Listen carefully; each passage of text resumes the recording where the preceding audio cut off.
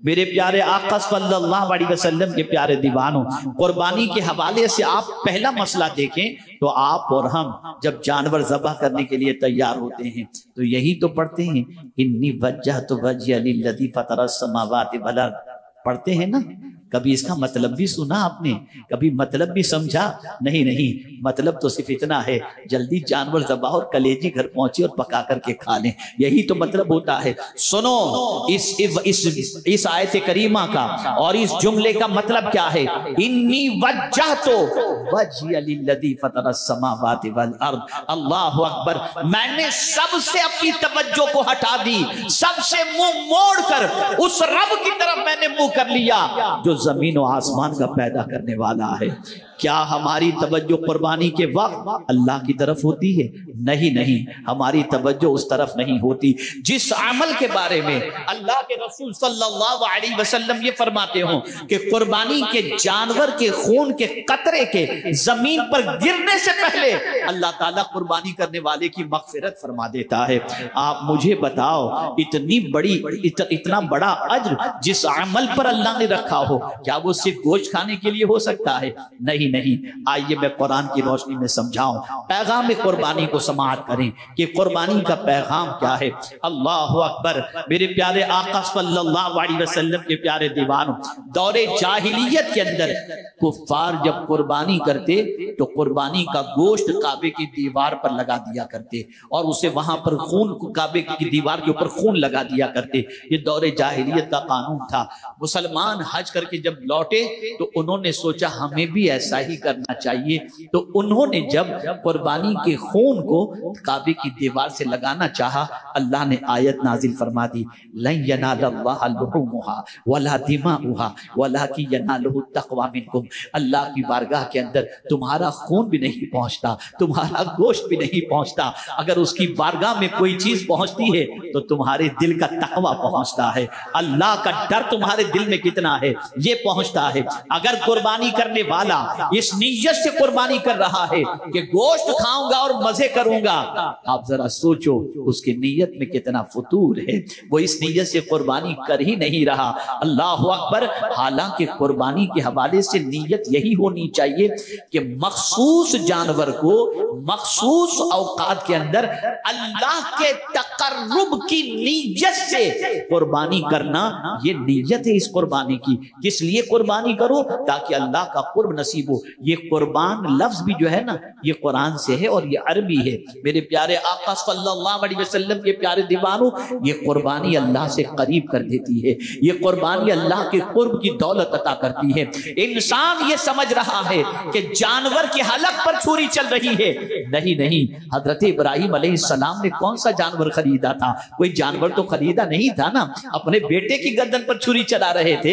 اے رسول اعظم صلی اللہ علیہ وسلم کے دیوانوں، ذرا مجھے یہ بتاؤ، یہ قربانی تو حضرت ابراہیم کی سنت ہے، پھر حضرت ابراہیم نے تو جانور پر جو ہے چھری بعد میں چلائی، لیکن آپ مجھے بتاؤ اس سے پہلے حضرت ابراہیم نے تو اپنے بیٹے کو لٹایا تھا اور بیٹے کی گردن پر چھری چلانے کے لیے تیار ہوئے، اور قرآن کہتا ہے وَفَدَيْنَاهُ بِذِبْحٍ عَظِيمٍ، اللہ عز و جل نے ان کی جگہ پر فدیے کے طور پر مینڈھے کو لٹا دیا اور وہ عظیم قربانی ہو گئی۔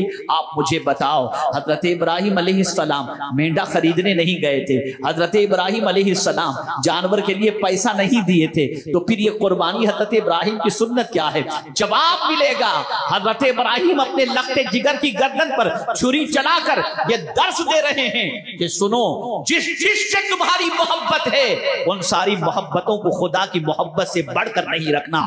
اگر خدا تمہیں حکم دے دیتا ہے بیٹا قربان کر دو تو رب کی رضا کے لیے بیٹا قربان کر دینا، تاکہ اللہ عز و جل کی خوشنودی حاصل ہو جائے۔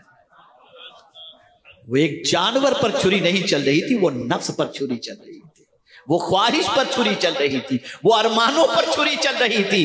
آج کا مسلمان خواہش کا غلام ہو گیا۔ حضرت ابراہیم علیہ السلام نے بتایا میرے بیٹے کی محبت بڑی میرے دل کے اندر ہے، میں نے اسے اللہ سے مانگا ہے، اللہ نے مجھے عطا فرمایا، لیکن اگر میرا پروردگار مجھ سے فرمائے کہ بیٹے کی گردن پر چھری چلا دے، میں بیٹے کو نہیں دیکھوں گا، میں رب کے فرمان کو دیکھوں گا، پالنہار حقیقی کے فرمان کو دیکھوں گا۔ یہاں سے ایک مزاج ملا، قربانی کا سب سے بڑا پیغام یہ ہے کہ تم صرف جانور پر چھری مت چلاؤ، اپنی خواہشوں کی پیروی پر بھی چھری چلا دو اور عزم کرو، مانیں گے تو اللہ کی مانیں گے، اپنی خواہش کی کبھی مانتے ہوئے نظر نہیں آئیں گے۔ ہم نے خواہش کو اپنا معبود بنا لیا، ایک خواہش پوری نہیں ہوتی دوسری خواہش جنم لے لیتی ہے، ہم خواہش کے غلام ہو گئے، اب نفس کے غلام ہو گئے، اور اللہ کی بارگاہ میں یہ گوشت اور خون نہیں پہنچتا، تقویٰ پہنچتا۔ اور جتنی بھی عبادتیں ہیں، توجہ چاہوں گا، جتنی بھی عبادتیں ہیں وہ ساری عبادتیں ہمیں متقی بنانے کے لیے، اس کو ذہن میں رکھیے گا، صرف ہمیں پرہیزگار بنانے کے لیے، اور ہم سب کچھ بن گئے، نمازی بھی بن گئے، روزے دار بھی بن گئے، حاجی بھی بن گئے، اور جو اللہ کی راہ میں خرچ کرنے والے بھی بن گئے، لیکن ابھی تک متقی نہیں بن سکے، متقی نہیں بن سکے۔ جس مقصد کے لیے عبادتیں ہیں وہ مقصد ہم حاصل نہیں کر سکتے۔ کیا کبھی آپ نے ماہ رمضان کے روزے کے مقصد کو دیکھا؟ کتب علیکم الصیام کما کتب علی الذین من قبلکم لعلکم تتقون۔ روزے اس لیے فرض کیے گئے تاکہ تم پرہیزگار بن جاؤ، تاکہ تم متقی بن جاؤ۔